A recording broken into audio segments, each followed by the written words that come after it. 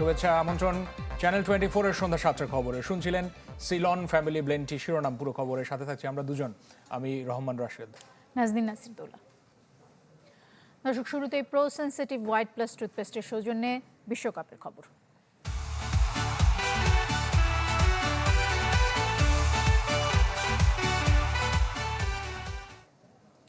শিরোনামে জানাচ্ছিলাম, বিশ্ব জয় করে দেশে ফিরেছে স্পেন দল।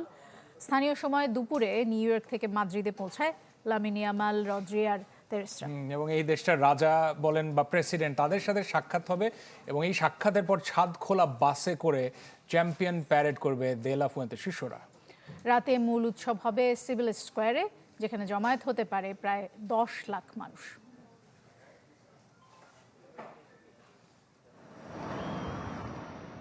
এই ফেরাটা অন্যরকম, হতে পারে রাজকীয়, হতে পারে আনন্দের, তার চাইতেও বেশি গর্বের। জাতীয় দলের জার্সিতে আরও একটি তারকা যুক্ত করেছে ওরা, 26 তারকা। নিজ দেশের আর দেশের মানুষের জন্য বয়ে এনেছে স্বর্ণালী ট্রফি। আজ স্প্যানিশরা মাথা উঁচু করে বলতে পারে তারা বিশ্ব চ্যাম্পিয়ন। মাদ্রিদের বিমানবন্দর তখন লোকে লোকারণ্য। ইয়ামাল, রদ্রি, তোরেসদের এক ঝলক দেখার চেষ্টা। তবে ফাইনাল ম্যাচের পর দীর্ঘ ভ্রমণের ক্লান্তি দূর করতে আপাতত বিশ্রামে দে লা ফুয়েন্তের দল। উদযাপনের জন্য অপেক্ষা করতে হবে অল্প কিছুক্ষণ। আনুষ্ঠানিক উৎসবের শুরুটা স্থানীয় সময় বিকাল 4:30টায়। প্রথমে সারসুয়েলা প্যালেসে যাবে লা রোহা ফিউরিরা। সেখানে বিশ্ব সেরাদের স্বাগত জানাবেন রাজা ফেলিপ, রানী লেতিসিয়া ও 2 রাজকন্যা লিওনর ও সোফিয়া। ছোট্ট সংবর্ধনা শেষে পুরো দল চলে যাবে মনক্লোয়া প্যালেসে। ইয়ামাল, পেদ্রিদের উষ্ণ অভ্যর্থনা জানাবেন প্রেসিডেন্ট পেদ্রো সানচেজ ও সরকারের ঊর্ধ্বতন কর্তারা। ফুটবলারদের সম্মান জানানোর পাশাপাশি ট্রফি জয়ের উদযাপনও হবে সেখানে।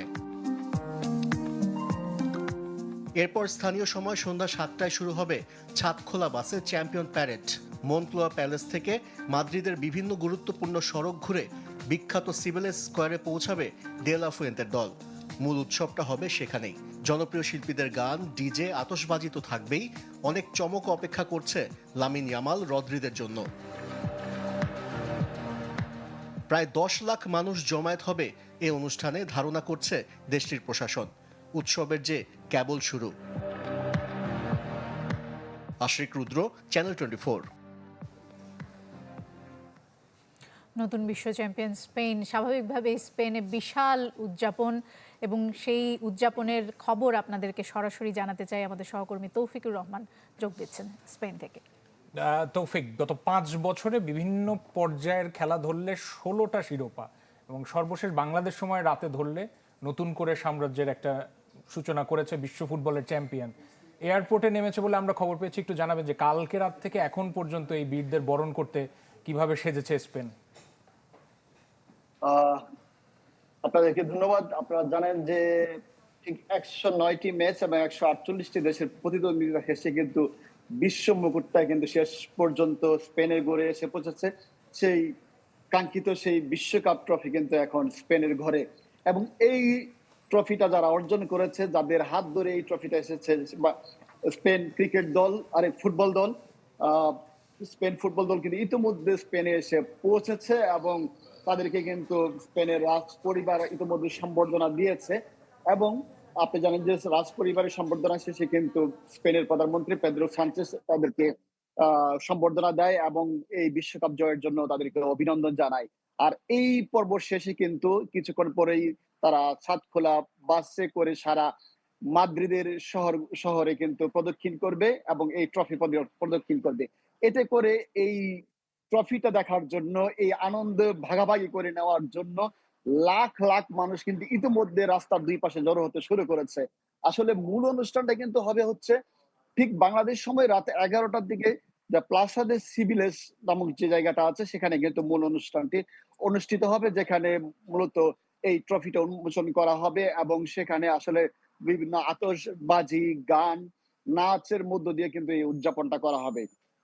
এখানে আশা মানে প্রত্যাশা করা হচ্ছে যে এখানে প্রায় 10 লাখের মতো মানুষ কিন্তু এখানে সমাগত হতে পারে, এবং এই সমাগমকে ঘিরে কিন্তু বিশেষ নিরাপত্তা ব্যবস্থা করেছে সরকার, এবং সেখানে কিন্তু যথেষ্ট পুলিশ মোতায়েন করা আছে এবং স্বাস্থ্যের কথা চিন্তা করে জরুরি চিকিৎসা সেবার ব্যবস্থা করা হয়েছে। এবং আপনি জানেন যে গত রাতে যখন বিশ্বকাপের সেই ট্রফিটা স্পেন তাদের করে নেয়, শক্তিশালী আর্জেন্টিনাকে পরাজিত করে, সেই ট্রফি জয়ের পর থেকে কিন্তু আজ মানে ঠিক ভোরবেলা পর্যন্ত পুরো রাত্রি তো উদযাপন হয়েছে পুরো শহর জুড়ে।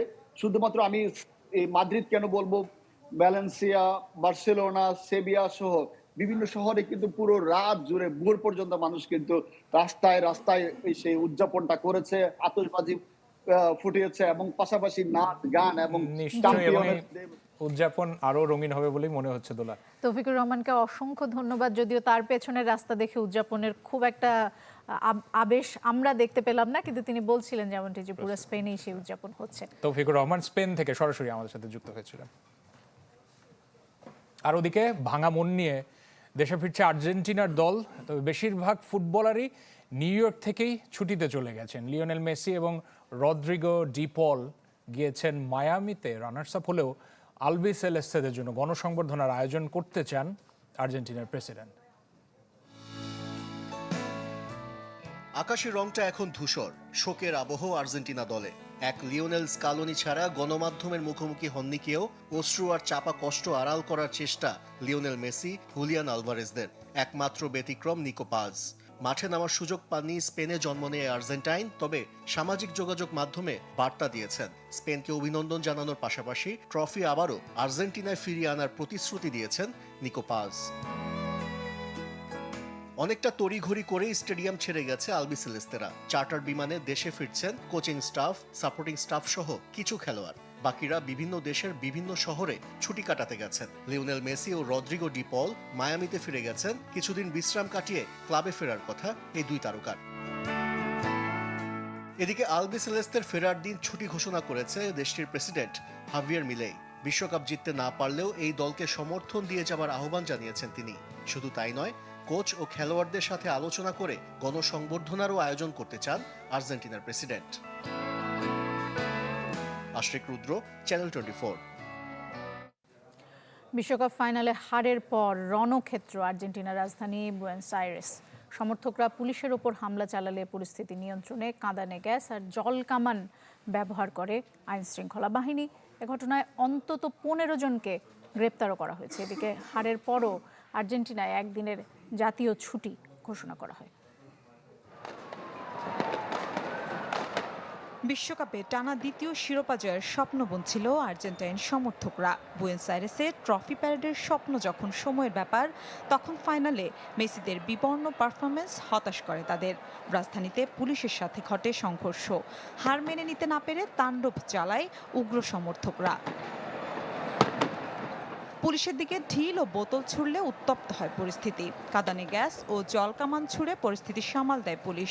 নিরাপত্তার জন্য বন্ধ করে দেয়া হয় প্রধান সড়কগুলো। এ ঘটনায় আটক করা হয় অন্তত 15 জনকে। এদিকে শিরোপা হাতছাড়া হওয়ার চাপ সহ্য করতে না পেরে হৃদরোগে আক্রান্ত হয়ে মারা গেছেন 2 জন বয়স্ক সমর্থক।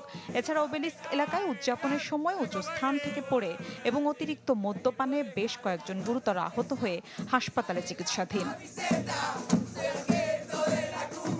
এদিকে 16 বছর পর স্পেনের বিশ্বকাপ জয়ের উৎসবেও লাগে রক্তের দাগ। বাঁধ ভাঙা উল্লাসের মাঝেই সিউদাদ রদ্রিগো শহরে ঘটে যায় চরম হৃদয় বিদারক ঘটনা। দলের জয় উদযাপন করতে আরও হাজারো মানুষের সাথে রাস্তায় নেমেছিল 13 বছর বয়সী এক কিশোর। উন্মাদনার আতিশয্যে পুরনো ফোয়ারার উপর উঠতেই বিকট শব্দে ভেঙে পড়ে সেটি। ভারী পাথরের নিচে চাপা পড়ে মৃত্যু হয় ওই কিশোরের। ফ্রান্সে আনন্দ উদযাপনের সময় চলন্ত ট্রাক থেকে পড়ে এক কিশোরের মৃত্যু এবং প্যারিস সহ বিভিন্ন শহরে পুলিশের সাথে উচ্ছৃঙ্খল সমর্থকদের সংঘর্ষ হয়, যা শিরোনাম হয় আন্তর্জাতিক গণমাধ্যমে। নীলা খন্দকার, চ্যানেল 24। এবার দেশের খবর জানাবো। যুগপৎ আন্দোলন সংগ্রামের শরিক দল এবং জোটের শীর্ষ নেতাদের সঙ্গে বৈঠকে বসছেন প্রধানমন্ত্রী এবং বিএনপি চেয়ারম্যান তারেক রহমান। কিছুক্ষণ পর রাষ্ট্রীয় অতিথি ভবন যমুনায় এ বৈঠক হবার কথা রয়েছে। জাতীয় সংসদে প্রতিনিধিত্বকারী বিরোধী দলগুলোর বাইরে বিএনপির সঙ্গে যুগপৎ আন্দোলনে অংশ নেয়া নিবন্ধিত এবং অনিবন্ধিত বিভিন্ন রাজনৈতিক দলের শীর্ষ নেতাদের এ মতবিনিময়ে আমন্ত্রণ জানানো হয়েছে।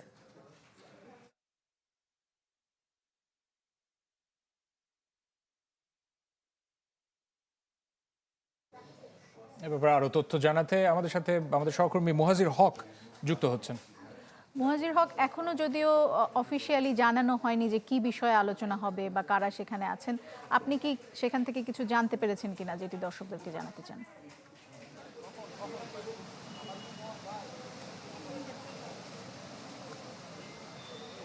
দোলা, প্রায় 5 মাস পর, সরকার গঠনের 5 মাস পর বিএনপি তার শরিক দলগুলোর সঙ্গে আজকে বসছে এবং সেই বৈঠককে কেন্দ্র করে আমরা 6টার পর থেকেই দেখতে পাচ্ছি যে এখানে অনেকেই আসছেন। বিএনপির রাজনৈতিক বিশেষ করে স্থায়ী কমিটির সদস্য থেকে শুরু করে অনেকেই বিএনপি নেতাকর্মী আমরা দেখেছি, তারা এসেছেন, নেতারা এসেছেন এবং যুগপৎ আন্দোলনে বিএনপির সাথে যারা ছিলেন তাদেরকেও আমরা দেখতে পেয়েছি। বিশেষ করে এখন তো অনেকেই মন্ত্রিসভার সদস্যও হয়েছেন এবং এই বিএনপির শরিক দলগুলোর মধ্য থেকে অনেকেই মন্ত্রিসভাতে যেমন গিয়েছেন ববি হাজ্জাজ, নুরুল হক নূর, জোনায়েদ সাকি, তাদের দলের সদস্যরাও, তাদের দলের শীর্ষ নেতারাও এই বৈঠকে অংশ নেবার জন্য এসেছেন। আমরা এসে যেমনটা দেখতে পেয়েছি এবং ধারণা করা হচ্ছে, এখন পর্যন্ত যদিও আনুষ্ঠানিকভাবে তাদের আজকের এই বৈঠককে কেন্দ্র করে কি আলোচনা হতে পারে সেটা জানানো হয়নি, তবে ধারণা করা হচ্ছে বিশেষ করে বিএনপির যে নির্বাচনী ইশতেহার ছিল, উন্নয়ন কর্মকাণ্ডগুলো ছিল, সেগুলোকে আরও কীভাবে জোর দেওয়া যায় এবং সরকারকে আরও কীভাবে সহায়তা করা যায়, এসব কিছু নিয়ে আজকে আলোচনা হবে। এবং এছাড়াও আরেকটা বিষয় একটু জানিয়ে রাখতে চাই, এই বৈঠকে হেফাজত ইসলামকেও আমন্ত্রণ জানানো হয়েছিল, তবে তারা বলেছেন যে তারা আসলে এককভাবেই প্রধানমন্ত্রীর সঙ্গে বৈঠক করবেন এবং বৈঠক করে তারা তাদের বিষয়গুলো জানাবেন। এখন পর্যন্ত দোলা, রাশেদ, এই ছিল আমার কাছ থেকে সবশেষ খবরাখবর। মুহাজির, অসংখ্য ধন্যবাদ আপনাকে। মুহাজির হক আমাদের সাথে যুক্ত হয়েছিলেন। সব মন্ত্রণালয় এবং দপ্তরের মধ্যে একটা কার্যকর সমন্বয়ের তাগিদ দিলেন প্রধানমন্ত্রী তারেক রহমান। ফ্যামিলি কার্ড কার্যক্রম সম্প্রসারণের পরিকল্পনা এবং বাস্তবায়ন কৌশল নিয়ে সচিবালয়ে এক বৈঠকে তিনি এই তাগিদ দিয়েছেন। এ সময় প্রকৃত উপকারভোগীদের কাছে কার্ডের সুবিধা সঠিকভাবে পৌঁছে দেওয়ার আহ্বান জানান প্রধানমন্ত্রী। তিনি জোর দেন তথ্য সংগ্রহ এবং নির্বাচন প্রক্রিয়ায় যেন সর্বোচ্চ স্বচ্ছতা এবং জবাবদিহিতা নিশ্চিত করা হয় তার উপর। এর আগে আইএলও মহাপরিচালকের সৌজন্য সাক্ষাৎ করতে আসেন প্রধানমন্ত্রীর সাথে। এ সময় তারেক রহমান জানিয়েছেন, শ্রমিকদের অধিকার সংরক্ষণ এবং নিরাপদ কর্মপরিবেশ নিশ্চিতে সর্বোচ্চ গুরুত্ব দিচ্ছে সরকার। আইএলও মহাপরিচালক বলেছেন যে ঢাকার সঙ্গে দীর্ঘদিনের অংশীদারি আরও জোরদারে আগ্রহী তাঁরা।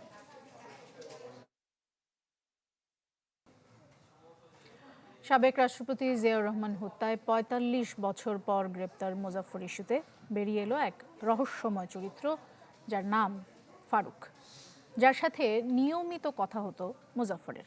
তাকে হন্যে হয়ে খুঁজছে আইন শৃঙ্খলা বাহিনী। বিশেষজ্ঞরা বলছেন, মুজাফফরকে যারা গোপনে আশ্রয় দিয়েছে তাদেরও বিচারের আওতায় আনা উচিত। রিপোর্ট করেছেন মাসুদুর রহমান। সাবেক রাষ্ট্রপতি জিয়াউর রহমান হত্যাকাণ্ডে ৪৫ বছর পর গ্রেপ্তার হন পলাতক সাবেক সেনা কর্মকর্তা মুজাফফর। 111-এর অন্যতম কুশীলব মাসুদ উদ্দিন চৌধুরীর সাথে কথোপকথনের সূত্র ধরে গেল শুক্রবার তাকে গ্রেপ্তারের বিষয়ে বিস্তারিত সংবাদ প্রচার করে চ্যানেল 24। মাসুদ উদ্দিন চৌধুরীর 2 বছরের ফোনের সিরিয়ার নথি পর্যালোচনা করে বেরিয়ে এলো এক রহস্যময় চরিত্র, যার নাম ফারুক। কে এই ফারুক? বিভিন্ন নথি পর্যালোচনা করে জানা গেল তিনি মাসুদ উদ্দিন চৌধুরীর পিএস, যাকে হন্যে হয়ে খুঁজছে আইনশৃঙ্খলা রক্ষাকারী বাহিনী। জিয়া হত্যায় জড়িত মুজাফফরের সাথে কথা হতো এই ফারুকের। গ্রেফতারকৃত সাবেক মহাপরিচালকের সাথে ব্যক্তিগত বা পার্সোনাল অ্যাসিস্ট্যান্ট হিসেবে কাজ করেছেন। আমরা সেটা নিয়ে কাজ করছি এবং নট অনলি উনি, এছাড়াও আমাদের বেশ কিছু অনাবিষ্কৃত ক্যারেক্টার আছে, আরও 6 জন। সেই সকল বিষয়ে আমরা কাজ শুরু করেছি। বিশেষ করে পাসপোর্ট এবং এনআইডি, যেটাই জন্মসনদ যেটাই হোক না কেন, সব কিছু ছিল ছদ্মনামে। এই ছদ্মনামগুলো বা কীভাবে তারা এতদিন লুকায়িত ছিল, এই সকল বিষয়ে অধিকতর তদন্ত চলছে। মুজাফফরকে কারা এতদিন গোপনে আশ্রয় দিয়েছে, কারাই বা হিন্দু মুসলমান পরিচয়ে বানিয়ে দিল জাতীয় পরিচয়পত্র ও পাসপোর্ট, এমন সব প্রশ্নের সুরাহা হওয়া দরকার বলে মনে করেন বিশেষজ্ঞরা। এই ঘাতকের ক্ষেত্রে আমরা যেটা বুঝতে পারছি যে দীর্ঘ সময় তিনি আত্মগোপনে থেকেছেন, মানে তাকে সেই আত্মগোপনে থাকার পরিবেশ তৈরি করে দেওয়া হয়েছে। তাহলে সেই পরিবেশ দ্বারা তৈরি করে দিল, আত্মগোপনে থাকার পরিস্থিতি যারা তৈরি করে দিল, এদেরকেও শনাক্ত করা প্রয়োজন, এদেরকেও বিচারের মুখোমুখি করা প্রয়োজন বা বিচারের আওতায় আনা প্রয়োজন। জিয়াউর রহমান হত্যায় জড়িত ৪৫ বছর পর গ্রেপ্তার মোজাফফরকে রোববার চট্টগ্রাম থেকে ঢাকায় আনা হয়। চলছে তদন্ত। মাসুদুর রহমান, চ্যানেল 24, ঢাকা। এদিকে স্বরাষ্ট্রমন্ত্রী সালাউদ্দিন আহমদ জানিয়েছেন, জিয়াউর রহমান হত্যা মামলায় দীর্ঘদিন পলাতক থাকায় মোজাফফরের বিচার হবে কোর্ট মার্শালের মাধ্যমে। বিজিবি সদর দপ্তর পরিদর্শন শেষে তিনি বলেছেন, সেনা এবং ফৌজদারি আইনে একই ব্যক্তির বিচার করার সুযোগ নেই। জিয়াউর রহমানের হত্যা মামলায় কনভিক্টেড হয়েছে বা এক্সিকিউটেড হয়েছে, সেই রায় অনুসারে তার মধ্যে তার বিষয়ে কোনো ফাইন্ডিংস আসে কিনা সেটা সেই জেনারেল কোর্ট মার্শাল দেখবে সেই আইনে। এখানে আমাদের সিভিল লতে তাকে এখন আবার মামলায় অন্তর্ভুক্ত করাটা কতটা আইনসম্মত হবে সেটা তখন দেখা যাবে, এখন না। মৃত্যুদণ্ডপ্রাপ্ত সাবেক স্বরাষ্ট্রমন্ত্রী আসাদুজ্জামান কামালকে দেশে ফেরাতে ভারতকে আবারও চিঠি দিয়েছে বাংলাদেশ। আর পররাষ্ট্র প্রতিমন্ত্রী শামা ওবায়দ আশা প্রকাশ করেছেন যে এতে দিল্লির ইতিবাচক সাড়া পাবেন তারা। রোহিঙ্গাদের প্রত্যাবর্তনের ব্যাপারে উদ্বেগ জানিয়েছেন পররাষ্ট্র প্রতিমন্ত্রী। তিনি বলেছেন যে বিমস্টেক সদস্য দেশগুলোর সঙ্গে একসঙ্গে কাজ করা জরুরি।